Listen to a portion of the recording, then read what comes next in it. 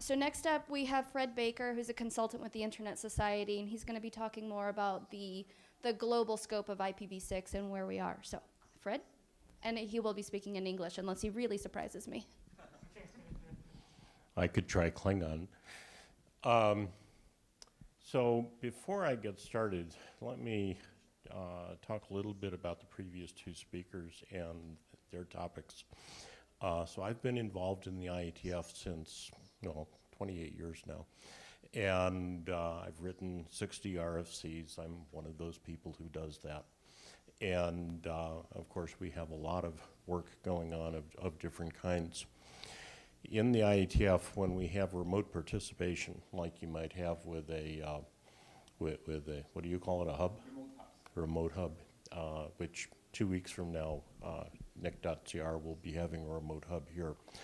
What I see as a working group chair is that I'm sitting at a table like that. I have a speaker giving a talk like we're having here, and we have another screen where we have the remote participant, and I can see that there is a remote participant that wants to say something, wants to give a talk, wants to get involved.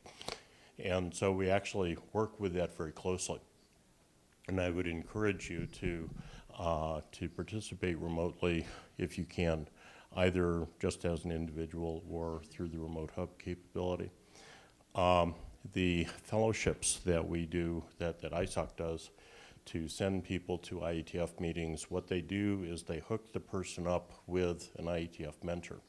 So at this particular meeting, I will be mentoring a person from NIC.CR, from Glenn Peace, and a woman from, what is it, Cauda University? In Bogota. So she, Cauca.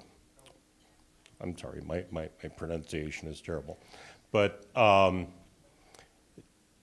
so we have important participation from Latin America, and we work to help people become involved. As to your question of IPv4 being simple and IPv6 being hard, I can tell you a little bit of personal experience right now. I'm in the process of working with New Tribes Mission, which is a Christian mission organization, to deploy IPv6 throughout their internal network. They have 5 different sites, and they have different things going on in different places. Now, when you deploy IPv4, one of the first things you have to ask is, so how many devices do I have here? Am I going to put a /28 or a /27? How many addresses do I have? I'm going to parcel them out. What can I get from my ISP? Oh my goodness, I've got 1,000 people and I've got 200 addresses. What am I going to do? With IPv6, we have the exact opposite problem. In a single LAN, we will have 2 to the 64th addresses. So we have enough addresses for the sand on the seashore. And that's in every LAN all the way along. So I don't have to think about, okay, do I have 2 people here or is it 3? How many addresses do I have to allocate? It's just not a question. So literally what I'm doing in New Tribes is going through each VLAN that they have and saying, okay, it needs a number. How am I going to identify that so it's useful and understandable for the network operators, and that they can then deploy what they need to do and manage it well? And literally, I'm putting a prefix on each VLAN. I'm inserting some routing commands. I'm updating a firewall, and then the next question really is the applications. Is the application capable of using IPv6, and what do I need to do that? So a DNS name and that kind of thing. Compared to IPv4, IPv6 is really easy. It's not complex. So I think when people are talking about IPv6 complexity, what they're really talking about is their own lack of familiarity. They're not comfortable with it. And when you work through it, you become comfortable. It happens. So I think you really have an opportunity to explore and to experiment and then to move forward. It's not as hard as it might look. But okay, with that, let me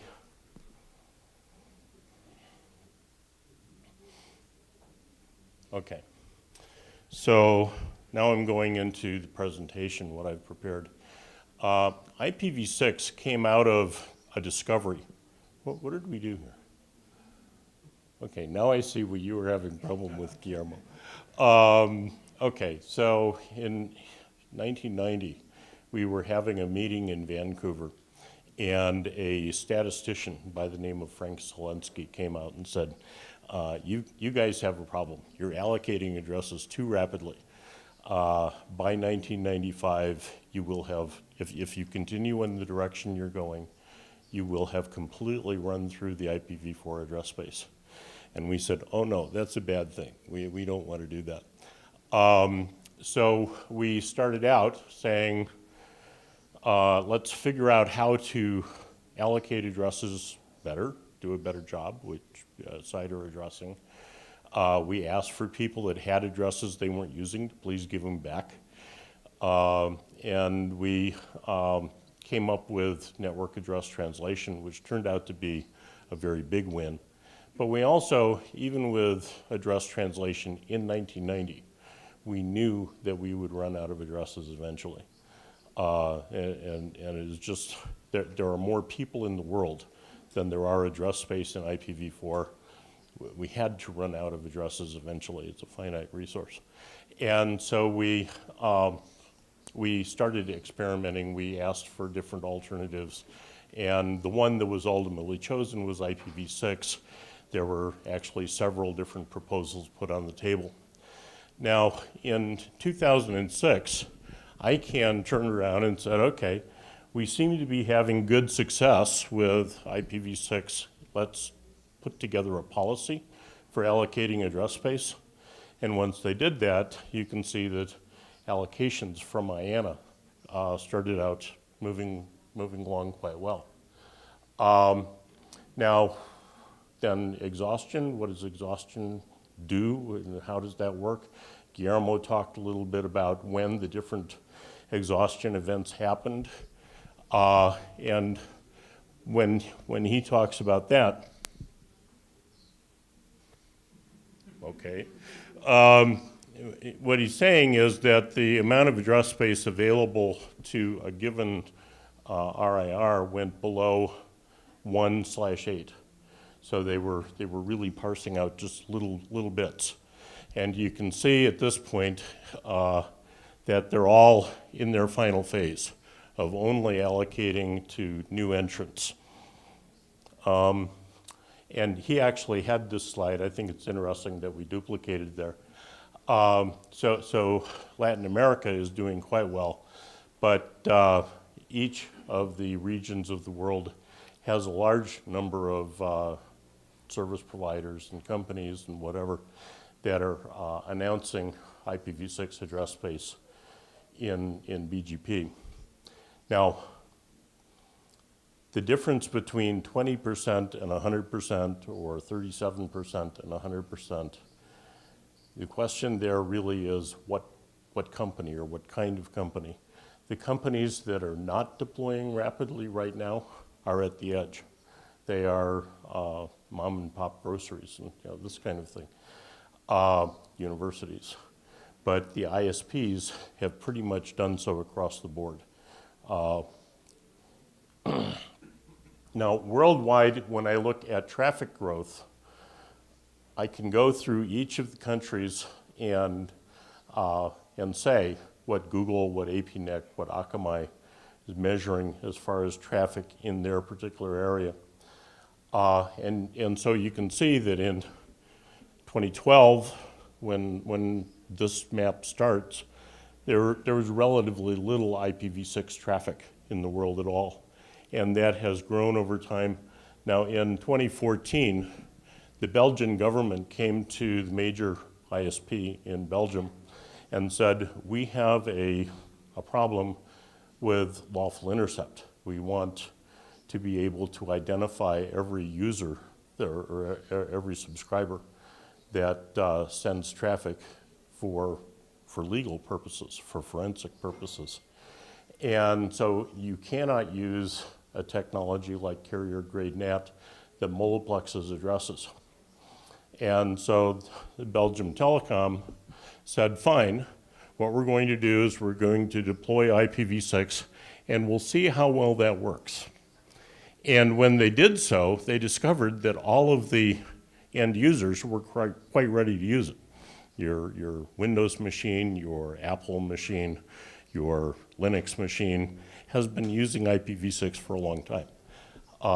And most of the important applications like mail and the web have been using it. So they found that if they just made it go through the ISP and actually connect into the residential networks, suddenly everything worked. And so Belgium right now, about half of the traffic that Google sees in Belgium is IPv6 traffic. And why 50%? Why not 100%?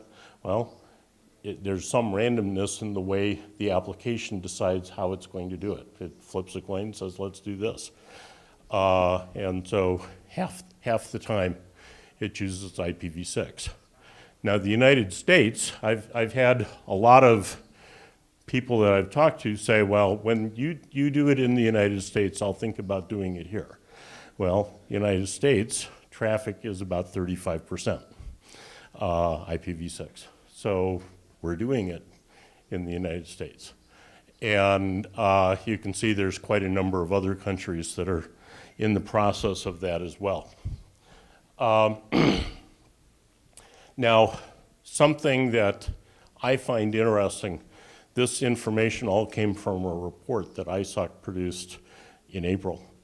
And in April, there were 37 countries that Google said that traffic coming into Google was at least 5% IPv6. I checked it Sunday, on the plane coming down here. And it was 41 countries that Google was saying 5% of their traffic or more was IPv6. And one of the most recent ones is Uruguay. So Uruguay really just crossed that line in the last week or two. So it's interesting to watch the countries come on, because each of them is. Now in Latin America, and Guillermo talked about this, I have some differing measurements. Now this is Google, and looking at requests coming into Google. Are they using V6? Are they using V4? And you can see that there's several countries that are above the 5% level. Akamai, reporting on exactly the same set of countries, this is the traffic level that they produce.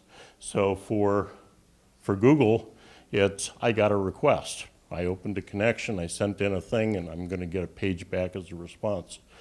With Akamai, I'm caching and forwarding sessions using TCP. So these are really traffic volumes. And you can see that they're moving right along. One that I find interesting is Trinidad and Tobago. Now, Trinidad is not a big place. It's not a large number of users. But, and so in terms of total internet traffic, it's a drop in the bucket. But in terms of percentages there, what they find is that most of the users that are accessing information on the net go to Akamai, they go to Google, they go to Netflix, they go to Facebook, and those are all, they use IPv6 a lot. So Trinidad and Tobago, we're seeing large amounts of traffic using IPv6. Just a small island state, but it's kind of being a leader in its own way. Now, one of the questions that one has to ask is, okay, so with the end of IPv4, does that mean we're looking at the end of the industry? What happens next? And so a great example is actually a company that's in India. They're in the process of deploying a mobile network and a fixed network across country, across India. They started in 2011. So they went to APNIC and said, please give me my large volume of IPv4 address space so that I can access these billion people, put them all on the net, and they got 1,024 addresses. And what do I do?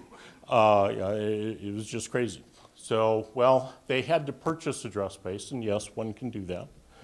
They purchased address space, but they also then changed and said, okay, what I can get is for every individual address that's in the IPv4 address space, I can actually get an entire LAN subnet with 2 to the 64th addresses in it, and deploy them, throughout.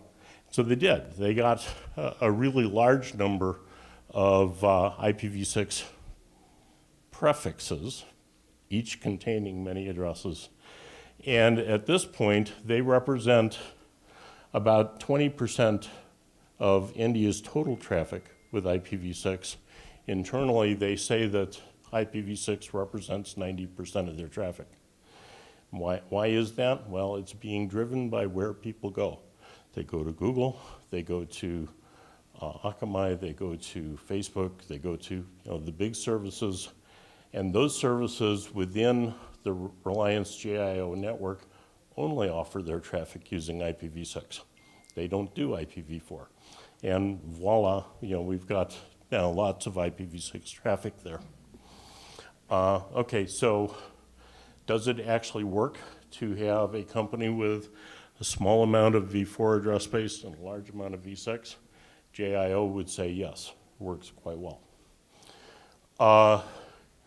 Now there's an interesting study that has been done by LACNIC looking at address space and how it's used by applications. And now with IPv4, we each have a residential gateway connecting to our ISP, and it does network address translation. Companies quite often will have translation between them and their upstream. And it's not uncommon to have translation at other points in the network. So what LACNIC asked was, could I put an ad in a web page that will go do a test and just ask some system off on the other side of the network, what address do you see me using? And of course they know what address they think they're using, and it's the same or it's different. And what they found was with IPv4, 94% of sessions were through translation, somewhere or another, which has limitations, as I mentioned, for legal purposes, for forensic purposes. It also limits the ability to use location-based advertising and location-based services in the network. If I can't say who the subscriber is, I don't know where they are. And that limits commercial abilities, okay? So the question LACNIC was asking is, am I going to have the same problem in IPv6? What they found was that 0.6% of the IPv6 sessions were going through translation. 99+% of the sessions that were tested in this study were the address was the same at either end, which supports the lawful intercept requirement, supports the commercial location-based services requirement, supports the different requirements that one has. So I thought this is a very interesting study. Now, I had to read it in translation. You can just read it. So you might enjoy going and taking a look at that. What is the future? Well, the graphic that I'm showing here is a slide from Mythic Beasts, which is a hosting service, a company in the United Kingdom. What they have concluded is in their hosting service, they will rent you an IPv4 address, but they'll give you IPv6 for free because it doesn't cost them anything. So they can just do it. IPv4 addresses from a sale perspective are what we call a speculative asset. It's an asset that has value right now because I can sell it right now. But at the point where we actually cross the line and the predominance of users are on IPv6, it loses its value. So from a financial perspective, IPv4 addresses have value now. They don't particularly have value in the future. And we're seeing services that charge accordingly. Okay, so I see a change coming. Microsoft is one of several companies that have said, this is just crazy. I have to run IPv6 because I have that much going on in my company. And it seems very strange to run both IPv4 and IPv6. Is there a way I can turn IPv4 off? And so they started that actually a couple or 3 years ago, and are moving along that path. They've had some things that didn't work, and they've had to adjust for that. But it has often meant that they've gone back to their own operating system, to Windows, and said, how can I fix that? And moved things in that direction. So for them, they're saying that turning off IPv4 means that they're not tied to the IPv4 depletion and oversubscription problems. They don't have the multiplexing of address space. They don't have the errors that NATs introduce. And it means that they, as a company, can concentrate on innovation. And these are their words in their blog. Okay, they can concentrate on what they do well, rather than racking their brains and saying, how can I make it work? T-Mobile, if I look at my telephone and ask what IP addresses it uses, it doesn't have an IPv4 address on it. T-Mobile only uses IPv6. LinkedIn is moving in that direction. Facebook is in that place internally. So we're looking at enterprises, we're looking at data center operators, we're looking at ISPs, we're looking at mobile, and people are saying it's just simpler to do it with IPv6. Let's move in that direction. Now, the big question, I suppose, is residential and enterprise. What happens with those? And let me give you a way to think about the statistics that we all see and we all talk about from time to time. Now, if I can count IPv6 accesses to content, and so in Belgium, half of the accesses coming into Google used IPv6. APNIC is saying upwards of 70%. If I look at various countries, and I can actually count IPv6 accesses to content, think about what has happened there. What has happened is that a user talked to his router, talked to his ISP, went to some other ISP and across the network to a data center and talking to some cloud server or something like that. And IPv6 worked at every point along the way. There was no point at which, oh, it didn't work here, so we'll just stop that session. So when I say North America, the Americas includes you, 32% of systems are IPv6 capable. APNIC is saying that, out of some really large number of samples. And we can run a session end to end. It means that it worked in the laptop, worked in the residential router, worked in the ISP, worked in the other ISP, worked all the way through.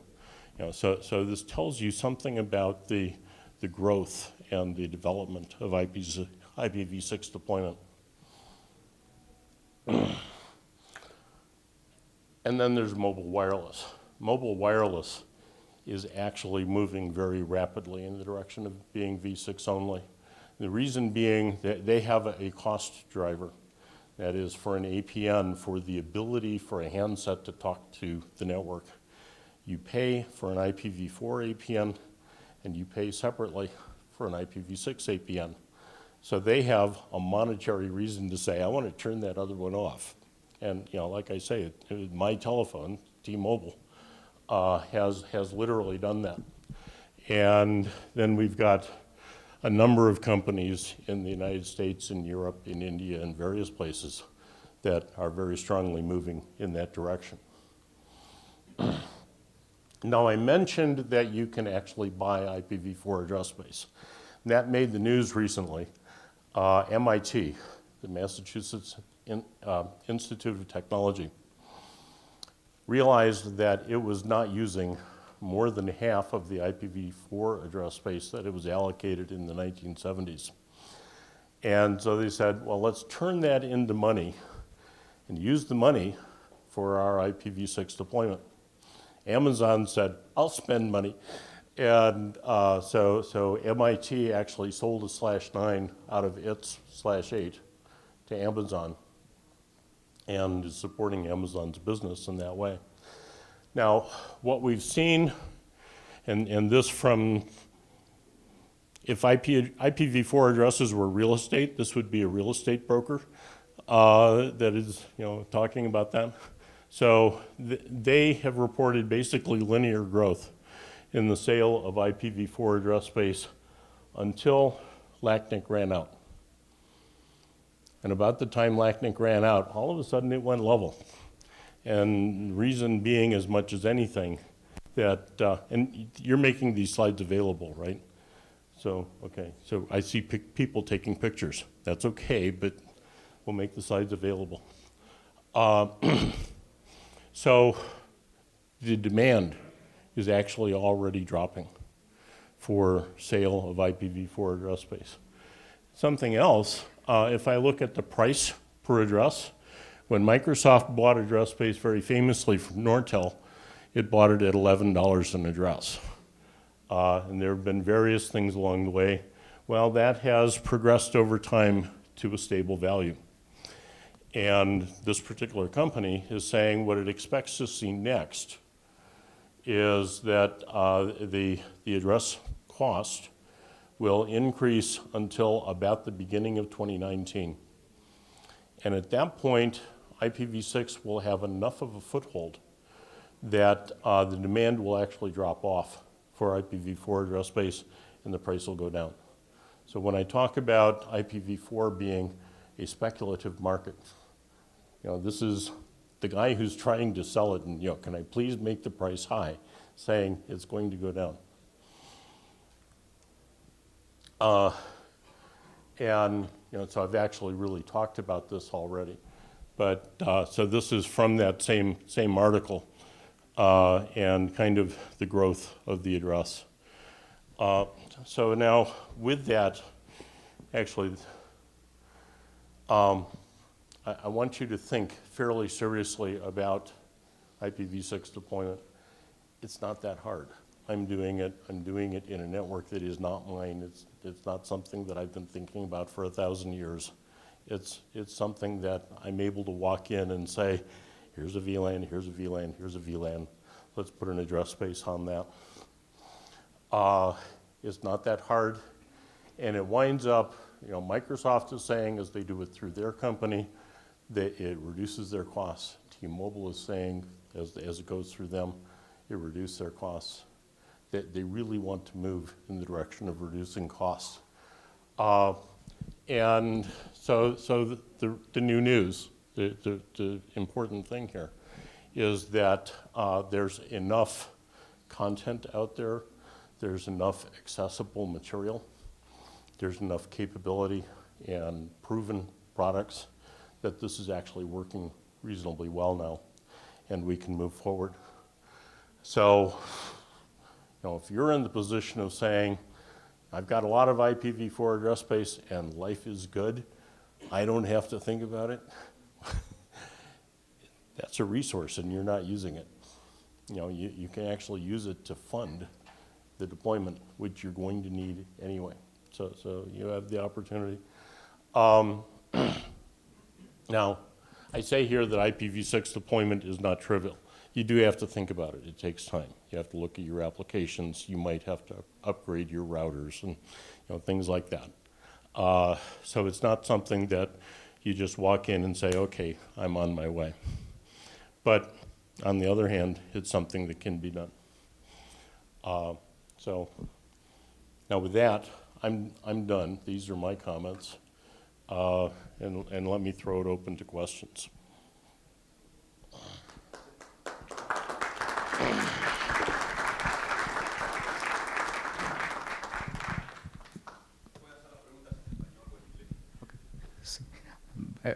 Bueno, gracias por las láminas, porque en realidad de la anterior lámina pues me desayuné con que estábamos en Bolivia, otra vuelta, que estábamos en el 4%. Esa palabra es fácil porque me desayuné, va a ser difícil.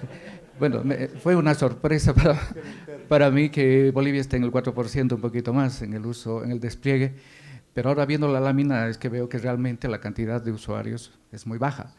Es decir, es como que tenemos ahorita un Mercedes que nadie lo sabe usar todavía, pero ya está desplegado. Eso entiendo porque la cantidad de usuarios en Bolivia, no somos más que 10 millones, 11 millones de pobladores, y de esos creo que menos del 50% todavía, y menos aún, tiene penetración de Internet. Me aclaró muy bien esto. La otra que es importante es que nosotros como universidad hemos hecho desde casi 10 esfuerzos para entrar a los ISPs. De hecho, Six Deploy con Jordi Palé lo trajimos alguna vez, estuvimos dando seminarios y esa vez tratamos de convencer un poco a los proveedores técnicos de que esto era, de IPv6 era el siguiente paso bien importante. Con solo pequeñas demostraciones que hicimos de eliminar el broadcast, el protocolo ARP, y digamos bajar la entropía del planeta. Con esto pues se puede de alguna manera también convencer, pero no hemos tenido mucho éxito como habíamos pensado. Por eso que decía también en la anterior intervención de que falta el otro componente de arriba, de que juntos, con conveniencia mutua, podemos trabajar universidades con LACNI para poder hacer más convencimiento a los ISPs para que den ese paso. Básicamente era eso lo que había comentado.